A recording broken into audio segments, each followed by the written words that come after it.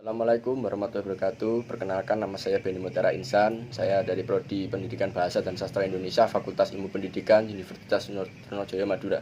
Di sini saya akan menjelaskan apa itu cerpen, materi cerpen, pengertian cerpen atau cerita pendek. Seperti yang diketahui, cerpen merupakan satu karya sastra yang dalam bentuk tulisan yang mengisahkan tentang sebuah cerita fiksi lalu dikemas secara pendek, jelas, dan ringkas. Cerpen biasanya hanya mengisahkan cerita pendek tentang permasalahan yang dialami satu tokoh ataupun dua tokoh. Struktur cerpen. Pada cerpen biasanya terdiri dari beberapa struktur yang diperlukan seperti elemen dasar dan tambahan abstrak. Struktur tersebut sangat diperlukan ketika menyusun sebuah cerpen. Berikut ini beberapa elemen dasar untuk membangun sebuah cerpen. Yang pertama yaitu abstrak.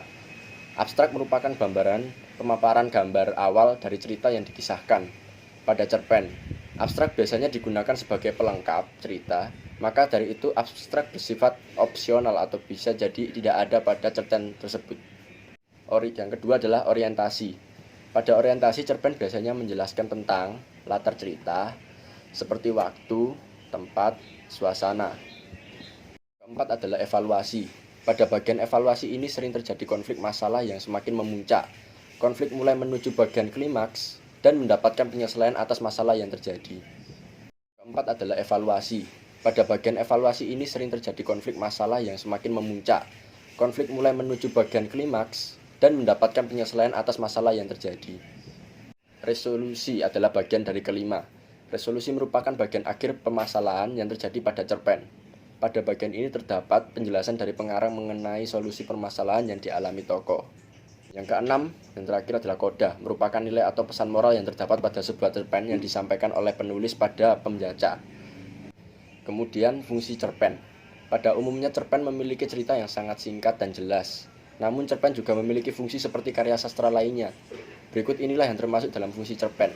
Rekreatif, yaitu sebagai sarana penghibur bagi para pembaca. Yang kedua adalah fungsi estetis, yaitu sebagai nilai estetika atau keindahan yang pada cerpen, sehingga memberikan kepuasan kepada pembaca. Yang ketiga adalah fungsi didaktif, yaitu sebagai pemberi pelajaran atau pendidikan yang akan bermanfaat bagi pembaca. Keempat, yaitu fungsi moralitas, yaitu sebagai nilai moral berdasarkan isi cerita untuk mengetahui baik buruk yang disampaikan penulis kepada para pembaca. Yang kelima, fungsi religius, yaitu sebagai pemberi pelajaran yang religius yang nantinya bisa dijadikan sebagai contoh baik oleh pembaca. Unsur intrinsik dalam cerpen. Sebuah cerpen atau cerita pendek memiliki suatu unsur pembentuk yang harus ada di dalam cerpen itu sendiri. Unsur ini dinamakan dengan unsur intrinsik, yaitu unsur dari dalam. Unsur ini akan membangun kisah cerita yang ingin disampaikan oleh penulis. Berikut ini adalah beberapa contoh unsur intrinsik.